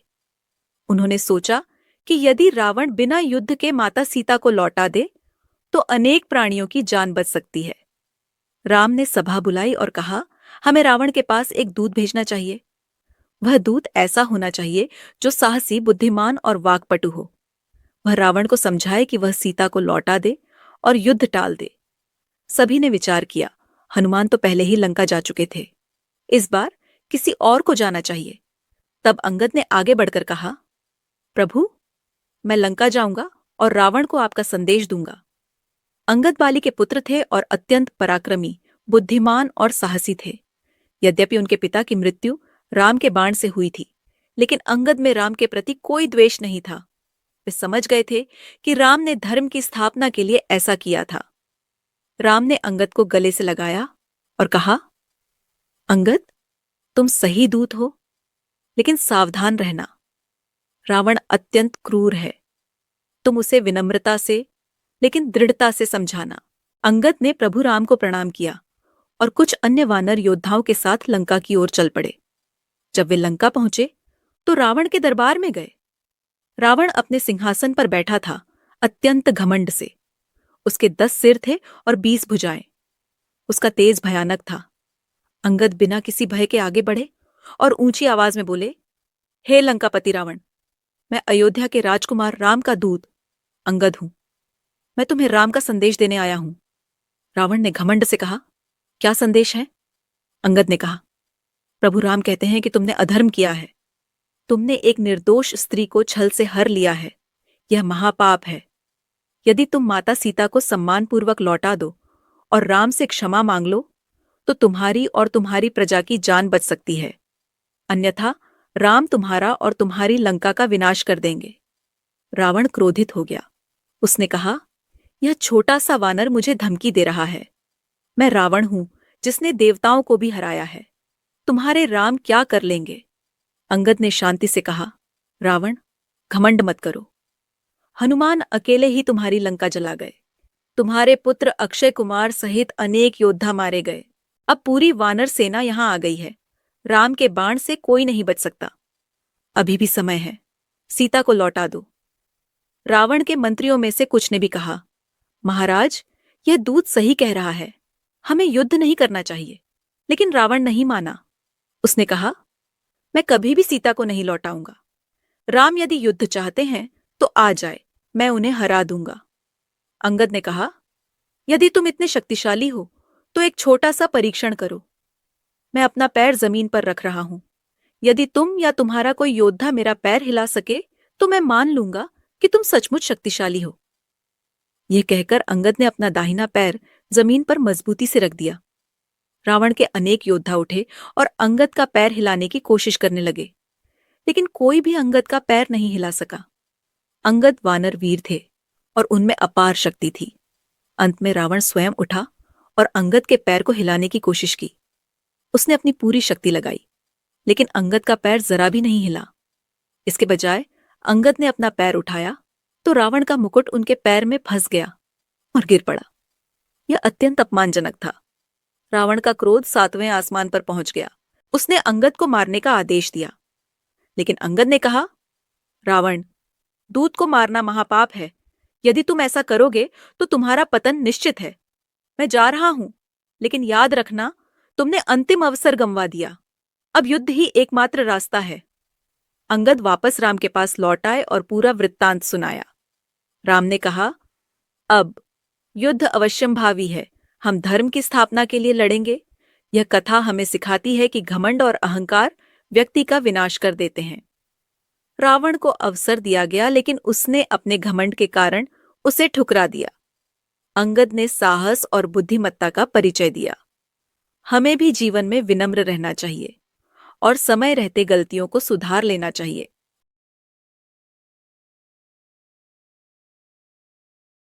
रावण का छोटा भाई विभीषण अत्यंत धर्मात्मा और विद्वान था। वह रावण के परिवार में जन्मा था, लेकिन उसका स्वभाव बिल्कुल अलग था। वह धर्म का पालन करता था, सत्य बोलता था और भगवान की भक्ति में लीन रहता था। जब रावण ने माता सीता का हरण किया तो विभीषण को यह बात बिल्कुल पसंद नहीं आई। उसने बार बार रावण को समझाने की कोशिश की, लेकिन रावण अपने अहंकार और घमंड में अंधा हो चुका था। एक दिन रावण की सभा में विभीषण खड़े होकर बोले, भाई, आपने जो किया है वह अधर्म है। एक स्त्री को छल से हरना महापाप है। राम कोई साधारण मनुष्य नहीं है। उनकी शक्ति अपार है। उनकी वानर सेना ने समुद्र पर पुल बना दिया। हनुमान अकेले ही लंका जला गए। अब वे यहां आ गए हैं। कृपया सीता को सम्मानपूर्वक लौटा दीजिए। इससे आपकी, आपके परिवार की और लंका की रक्षा होगी। रावण क्रोधित हो गया। उसने कहा, विभीषण, तुम मेरे भाई होकर शत्रु का पक्ष ले रहे हो। तुम कायर हो। विभीषण ने शांति से कहा, भाई, मैं आपका शुभचिंतक हूं। मैं राम का पक्ष नहीं ले रहा। मैं धर्म का पक्ष ले रहा हूं। धर्म की रक्षा करना हमारा कर्तव्य है। रावण ने गुस्से में कहा, यदि तुम्हें राम इतने अच्छे लगते हैं तो जाकर उन्हीं की शरण में चले जाओ। मुझे तुम्हारी सलाह नहीं चाहिए। विभीषण को बहुत दुख हुआ। उन्होंने अंतिम बार कहा, भाई, मैं आपको आखिरी बार समझा रहा हूं। यह युद्ध विनाश लेकर आएगा। लेकिन रावण नहीं माना। विभीषण ने निर्णय लिया कि अब उन्हें लंका छोड़नी होगी। उन्होंने अपने 4 विश्वासी साथियों के साथ लंका त्याग दी और आकाश मार्ग से समुद्र पार करके राम की सेना के पास पहुंचे। जब विभीषण राम के शिविर के पास आए तो वानर सैनिकों ने उन्हें रोक लिया। उन्होंने चिल्लाकर कहा, ये रावण के भाई हैं। ये राक्षस हैं। ये जासूसी करने आए होंगे, इन्हें पकड़ लो। लेकिन विभीषण ने कहा, मैं जासूस नहीं हूं। मैं रावण का भाई हूं, यह सच है, लेकिन मैं धर्म का पालन करता हूं। मैं प्रभु राम की शरण में आना चाहता हूं। मैं उनकी सेवा करना चाहता हूं। यह समाचार राम तक पहुंचा। राम ने अपने भाइयों और सलाहकारों को बुलाया। सुग्रीव ने कहा, प्रभु, यह रावण का भाई है, हमें इस पर विश्वास नहीं करना चाहिए। यह जासूस हो सकता है। हनुमान ने कहा, प्रभु, मैं लंका गया था। मैंने विभीषण को देखा है। वे धर्मात्मा हैं, लेकिन फिर भी सावधानी बरतनी चाहिए। लक्ष्मण ने भी कहा, भैया, हमें सतर्क रहना चाहिए। लेकिन प्रभु राम ने कहा, यदि कोई मेरी शरण में आता है तो मैं उसकी रक्षा करता हूं, चाहे वह मेरा शत्रु ही क्यों न हो। यदि विभीषण जासूस भी है तो भी मैं उसे स्वीकार करूंगा। लेकिन मेरा हृदय कहता है कि विभीषण सच्चा है। उन्होंने विभीषण को बुलाया। विभीषण राम के सामने आए और उनके चरणों में गिर पड़े। उनकी आंखों में आंसू थे। उन्होंने कहा, प्रभु, मैं रावण का भाई हूं, लेकिन उसने अधर्म किया है। मैंने उसे समझाने की बहुत कोशिश की, लेकिन वह नहीं माना। उसने मुझे लंका से निकाल दिया। अब मेरे पास कोई और जगह नहीं है। मैं आपकी शरण में आया हूं, कृपया मुझे स्वीकार करें। प्रभु राम ने विभीषण को उठाया और गले से लगा लिया। उन्होंने कहा, विभीषण, तुमने धर्म का पालन किया। तुमने सत्य को चुना। मैं तुम्हें न केवल अपनी शरण में स्वीकार करता हूं, बल्कि यह वचन भी देता हूं कि युद्ध के बाद तुम लंका के राजा बनोगे। विभीषण अत्यंत प्रसन्न हो गए। उन्होंने कहा, प्रभु, मैं राज्य के लिए नहीं आया। मैं केवल आपकी सेवा करने आया हूं। राम ने कहा, धर्म का पालन करने वाले को उचित सम्मान मिलना चाहिए। तुम मेरे मित्र हो। लक्ष्मण ने समुद्र से जल लाकर विभीषण का राज्याभिषेक किया। उसी समय राम ने घोषणा कर दी कि विभीषण लंका के राजा हैं। विभीषण ने राम को लंका की पूरी जानकारी दी। उन्होंने बताया कि रावण की कमजोरियां क्या हैं, उसकी सेना कितनी है और युद्ध में कैसे जीता जा सकता है।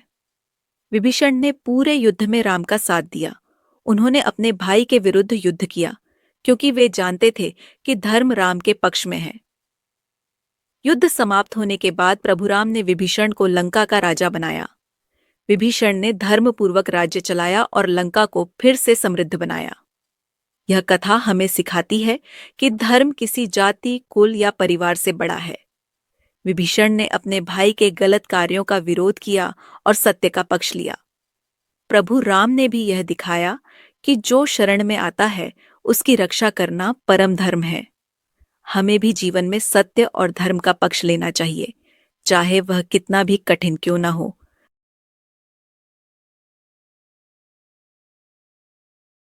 लंका में जब युद्ध शुरू हुआ और रावण के अनेक महान योद्धा मारे गए तो रावण अत्यंत चिंतित हो गया। वानर सेना ने लंका में भारी तबाही मचाई थी। रावण को अब अपने भाई कुंभकर्ण की याद आई। कुंभकर्ण रावण का छोटा भाई था और अत्यंत विशालकाय और शक्तिशाली था। वह इतना बड़ा था कि जब चलता तो पृथ्वी कांप उठती थी। उसकी भूख इतनी थी कि वह एक बार में सैकड़ों भैंसे और हाथी खा जाता था। एक बार ब्रह्मा जी ने उसे वरदान दिया था, लेकिन देवताओं ने डरकर ब्रह्मा जी से प्रार्थना की कि यदि कुंभकर्ण जागता रहा तो वह पूरी पृथ्वी को खा जाएगा। इसलिए वरदान में यह हुआ कि कुंभकर्ण 6 महीने सोएगा और केवल 1 दिन के लिए जागेगा। इस समय कुंभकर्ण अपनी गहरी नींद में सो रहा था। रावण ने अपने मंत्रियों को आदेश दिया कि कुंभकर्ण को जगाया जाए। यह कोई आसान काम नहीं था। कुंभकर्ण एक विशाल महल में सोया हुआ था। उसके चारों ओर खाने पीने का विशाल भंडार रखा हुआ था। सैकड़ों राक्षस ढोल, नगाड़े और तुरही बजाते हुए उसके कानों में चिल्लाने लगे। लेकिन कुंभकर्ण नहीं जागा। तब हाथियों को उसके ऊपर चलाया गया। घोड़ों को उसके शरीर पर दौड़ाया गया। उसके कानों में शंख फूंके गए। फिर भी वह नहीं जागा। अंत में हजारों राक्षसों ने मिलकर लोहे की मूसलों से उसके शरीर पर प्रहार किए। पर्वत के समान पत्थर उसके ऊपर गिराए गए। आखिरकार कुंभकर्ण की नींद टूटी। उसने जम्हाई ली तो पूरा महल हिल गया। उसने आंखें खोली तो ऐसा लगा मानो 2 सूरज उगाए हों। उसने उठकर पूछा, क्या हुआ? तुम सबने मुझे क्यों जगाया? अभी तो मेरे सोने का समय है। राक्षसों ने कहा, महाराज रावण ने आपको बुलाया है। लंका पर संकट आ गया है। कुंभकर्ण ने पहले भोजन किया। उसने सैकड़ों भैंसे, हजारों मटके शराब और पर्वत जितना भोजन खा लिया। फिर वह रावण के पास गया। रावण ने उसे पूरा वृत्तांत सुनाया कि कैसे उसने सीता को हरा और अब राम ने लंका पर आक्रमण कर दिया है। कुंभकर्ण ने कहा, भाई, तुमने गलत किया है, लेकिन तुम मेरे भाई हो। भाई का धर्म है कि वह अपने भाई के साथ खड़ा रहे, चाहे वह सही हो या गलत। मैं युद्ध में जाऊंगा और तुम्हारे लिए लड़ूंगा, लेकिन जान लो, यह युद्ध हम हार जाएंगे। कुंभकर्ण ने अपना विशाल कवच और अस्त्र शस्त्र धारण किए और युद्ध भूमि में आ गया। जब वानर सेना ने कुंभकर्ण को देखा तो सब भयभीत हो गए। वह इतना विशाल था कि उसके एक कदम में सैकड़ों वानर कुचल जाते थे। कुंभकर्ण ने वानरों को ऐसे पकड़ पकड़कर खाना शुरू कर दिया जैसे कोई फल खा रहा हो। उसने अपने गदा से सैकड़ों वानरों को मार गिराया। वानर सेना में हाहाकार मच गया। अंगद, हनुमान, सुग्रीव सभी ने कुंभकर्ण पर आक्रमण किया, लेकिन वह इतना शक्तिशाली था कि किसी का कुछ नहीं चल रहा था। तब प्रभु राम ने कुंभकर्ण की ओर रुख किया। उन्होंने अपना धनुष उठाया और बाण चलाना शुरू किया। राम के बाण कुंभकर्ण के शरीर में लगने लगे। राम ने पहले कुंभकर्ण की एक भुजा काट दी, फिर दूसरी भुजा काट दी। कुंभकर्ण गर्जना करता रहा और राम की ओर बढ़ता रहा। राम ने उसके पैर काट दिए, फिर भी कुंभकर्ण नहीं रुका। वह केवल अपने मुंह से वानरों को खाता रहा। अंत में प्रभु राम ने एक दिव्य बाण से कुंभकर्ण का सिर काट दिया।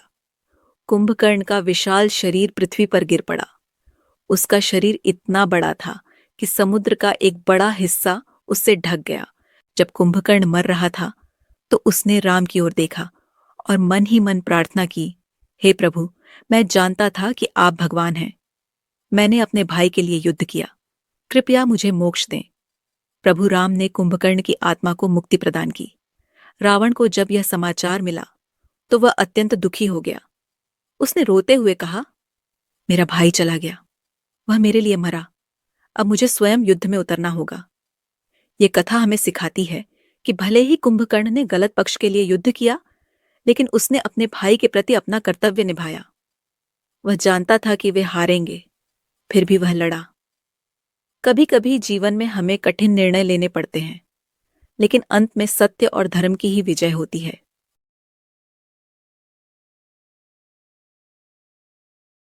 राम रावण युद्ध के दौरान एक भयानक घटना घटी। रावण के पुत्र मेघनाद ने एक शक्तिशाली नागपाश फेंका, जो सीधे लक्ष्मण जी को जाकर लिपट गया। लक्ष्मण जी मूर्छित होकर भूमि पर गिर पड़े। वानर सेना में हाहाकार मच गया। प्रभु राम का हृदय विचलित हो उठा। वे लक्ष्मण के सिर को गोद में लेकर बैठ गए और विलाप करने लगे। तभी वैद्य सुषेण ने आकर जांच की और बताया, हे प्रभु, लक्ष्मण जी के प्राण अभी बाकी हैं, परंतु बहुत कम समय है। इन्हें बचाने के लिए संजीवनी बूटी चाहिए और वह केवल हिमालय पर्वत के एक विशेष शिखर पर मिलती है। उसे सूर्योदय से पहले लाना होगा, नहीं तो यह प्राण नहीं बच सकते। यह सुनकर हनुमान जी ने तुरंत उठकर कहा, मैं लाता हूं, और वे पलक झपकते ही हिमालय की ओर उड़ चले।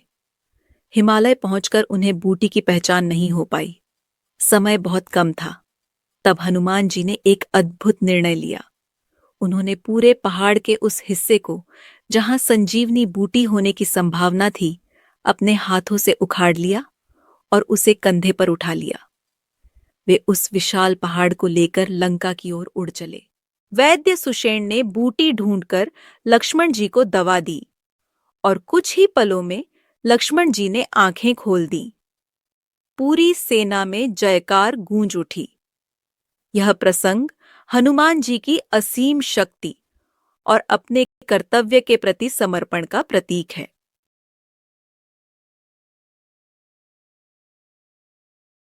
लंका के युद्ध भूमि में महासंग्राम चल रहा था। मेघनाद और कुंभकर्ण जैसे महाबली वीर गति को प्राप्त हो चुके थे।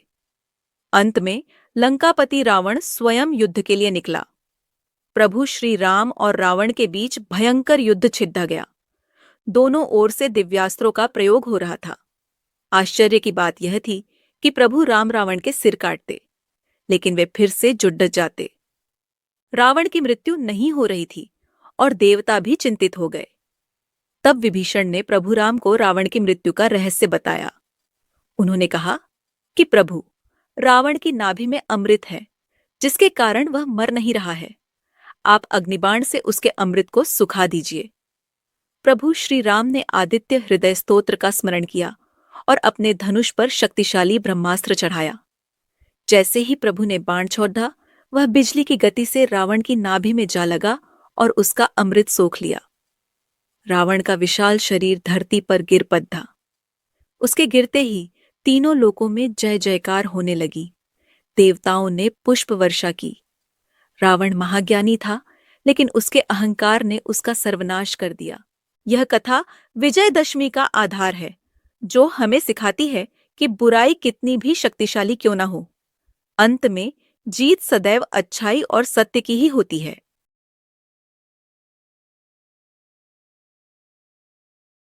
14 वर्ष का वनवास पूरा हो चुका था। रावण का वध हो गया था और माता सीता को मुक्त करा लिया गया था। विभीषण को लंका का राजा बनाया जा चुका था। अब समय आ गया था कि प्रभु राम अयोध्या लौटे। जब यह समाचार अयोध्या पहुंचा कि प्रभु राम लौट रहे हैं, तो पूरे नगर में खुशी की लहर दौड़ गई। भरत, जो 14 वर्षों से नंदीग्राम में तपस्वी की तरह रहकर राज्य का संचालन कर रहे थे, अत्यंत प्रसन्न हो गए। उन्होंने कहा, आज मेरी प्रतीक्षा पूरी हुई। मेरे भैया राम लौट रहे हैं। सभी नागरिकों को आदेश दिया गया कि पूरे नगर को सजाया जाए, घर घर में दीपक जलाए जाए, फूलों की मालाएं लगाई जाए, मंदिरों में घंटियां बजाई जाए। भरत स्वयं राम की चरण पादुका लेकर अयोध्या के बाहर प्रतीक्षा करने लगे। प्रभु राम, माता सीता, लक्ष्मण और हनुमान सहित सभी वानर मित्र पुष्पक विमान में बैठकर अयोध्या की ओर आ रहे थे। जब विमान अयोध्या के ऊपर पहुंचा, तो प्रभु राम ने नीचे देखा। पूरा नगर दीपों से जगमगा रहा था। ऐसा लग रहा था मानो पृथ्वी पर तारे उतर आए हों। हर घर की छत पर, हर गली में, हर मंदिर में दीपक जल रहे थे। ये दीपावली का पहला उत्सव था। जब पुष्पक विमान उतरा, तो भरत दौड़कर आए और प्रभु राम के चरणों में गिर पड़े। उन्होंने चरण पादुका राम के सामने रखी और कहा, भैया, ये आपकी पादुका है। 14 वर्षों तक मैंने इसकी सेवा की है और आपके नाम पर राज्य चलाया है। अब आप अपना राज्य स्वीकार करें। मैं आपका दास हूं। प्रभु राम ने भरत को उठाकर गले से लगा लिया। दोनों भाइयों की आंखों में आनंद के आंसू थे। माता कौशल्या, माता सुमित्रा और माता कैकेयी सभी अपने पुत्रों से मिलकर अत्यंत प्रसन्न हुईं। पूरी अयोध्या में उत्सव का माहौल था। ऋषि मुनियों, मंत्रियों और नागरिकों ने मिलकर प्रभु राम का विधिवत राज्याभिषेक किया। वशिष्ठ जी ने मंत्रोच्चारण किया। पवित्र जल से राम का अभिषेक हुआ और उन्हें सिंहासन पर बिठाया गया। माता सीता उनके साथ रानी के आसन पर विराजमान हुई। लक्ष्मण, भरत और शत्रुघ्न ने अपने भाई की सेवा का संकल्प लिया। हनुमान ने राम के चरणों में सिर झुकाया और कहा, प्रभु, जब तक आपका नाम इस पृथ्वी पर रहेगा, मैं भी रहूंगा और आपकी सेवा करता रहूंगा। प्रभु राम ने सभी वानर मित्रों को सम्मानित किया। सुग्रीव, अंगद, नल, नील, जामवंत सभी को उपहार दिए गए। विभीषण को भी बुलाया गया और उनका स्वागत किया गया। जब राम का राज्य स्थापित हुआ, तो राम राज्य की शुरुआत हुई। यह वह समय था जब धरती पर स्वर्ग जैसा वातावरण था। प्रभु राम ने धर्म, न्याय और प्रजा के कल्याण को सर्वोपरि रखा। लक्ष्मण राज्य के सेनापति बने और सीमाओं की रक्षा करते थे। भरत राज्य के प्रशासन को देखते थे। शत्रुघ्न खजाने और व्यापार की देखभाल करते थे। सभी भाई मिलकर राज्य को सुचारू रूप से चलाते थे। हनुमान राम की सेवा में सदा तत्पर रहते थे। वे प्रतिदिन राम के दर्शन करते और उनके चरणों में बैठकर राम कथा सुनते। राम राज्य इतना सुंदर और आदर्श था कि आज भी जब कोई आदर्श शासन की बात करता है, तो राम राज्य का उदाहरण देता है। यह वह समय था जब धर्म, सत्य, प्रेम और न्याय का वास्तविक रूप पृथ्वी पर दिखाई दिया।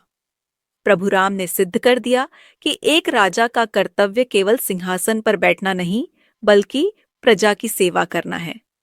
यह कथा हमें सिखाती है कि सच्चा राज्य वह है जहां धर्म और न्याय हो, जहां सभी सुखी हों, जहां कोई भेदभाव न हो। हमें अपने जीवन में भी राम के आदर्शों को अपनाना चाहिए और समाज के कल्याण के लिए कार्य करना चाहिए। राम राज्य केवल एक कहानी नहीं, बल्कि एक आदर्श है जिसे हम सभी को अपने जीवन में उतारने का प्रयास करना चाहिए।